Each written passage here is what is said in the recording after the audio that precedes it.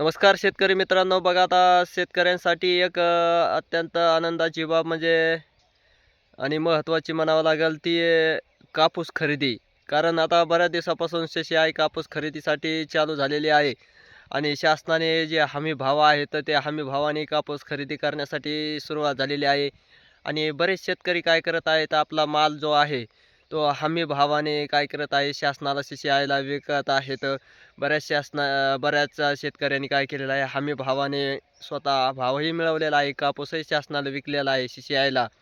आणि CCIचा बऱ्याच जवळपास 2 महिन्याच्या आसपास झाला आहे. कापूस खरेदी करायला सुरुवात झालेली आहे. काहींना 7,500 भाव, काहींना 77, 78 आहे का नाही, काहींना 8,000 पर्यंत असा भाव गेलेला आहे. चांगला आहे, ठीक आहे. जे हमी भाव काय केलेले आहेत शासनाने जाहीर केलेले आहेत, 8,110 रुपये.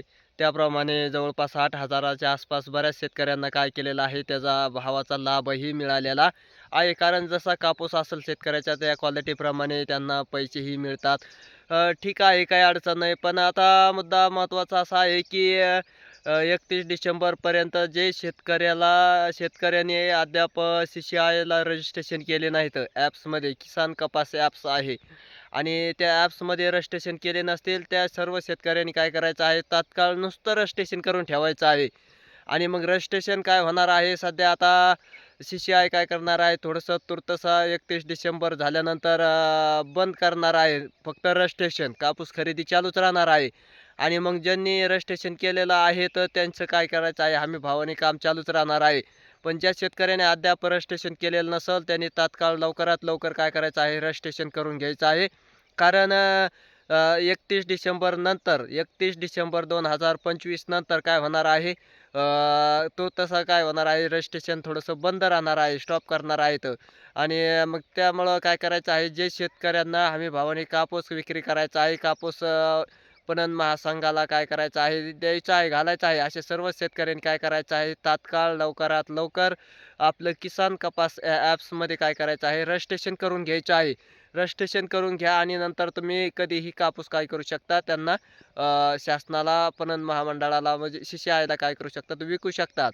पण सध्या काय होणार आहे, 31 डिसेंबर नंतर रजिस्ट्रेशन थोडंसं स्टॉप करणार आहेत.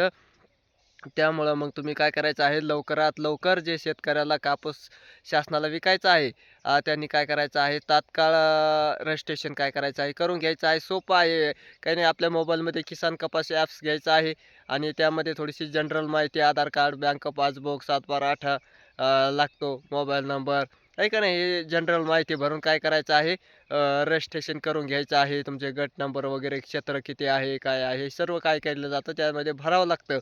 आणि ते सर्वांना काय होतं, चांगल्यापैकी जमतं. जमत असल्यामुळं मग काय करायचं आहे, ज्या शेतकऱ्यांनी अद्याप रजिस्ट्रेशन करणं बाकी आहे, अशांनी तात्काळ करायचं आहे. कारण हमी भावाप्रमाणे काय करायचं आहे, आपल्याला कापूस घालण्यासाठी ते रजिस्ट्रेशन करायचं आहे. तर जे अद्याप शेतकरी राहिले असतील, बाकी असतील, ज्यांना कापूस घालायचा आहे CCIलाच, पण सध्या घालायचा नाही, थोडं जरा कालांतराने काय करायचं आहे, विकायचं आहे. तर मग त्यांनी फक्त रजिस्ट्रेशन करून ठेवायचं त्या शेतकऱ्याने. आणि ज्यांना जेव्हा घालायचं तेव्हा ते स्वॉलट उपलब्ध होईल.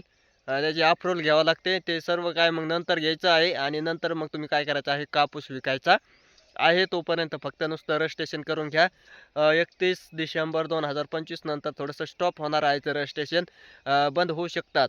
त्यामुळं मग जे राहिलेले शेतकरी असतील त्यांनी तात्काळ काय करायचं आहे, CCI कापूस खरेदी जे किसान कपास ॲप्स आहे त्यामध्ये रजिस्ट्रेशन करून घ्यायचं आहे. ज्यांना कापूस शासनाला घालायचा आहे, नंतरही घालू शकता, तुम्ही विकू शकतात. पण फक्त सध्या रजिस्ट्रेशन काय होणार आहे, तर स्टॉप होणार आहेत. आणि सर्व लवकरात लवकर मग सर्वच शेतकऱ्यांनी काय करायचे आहे, रजिस्ट्रेशन करून घ्यायचे आहेत.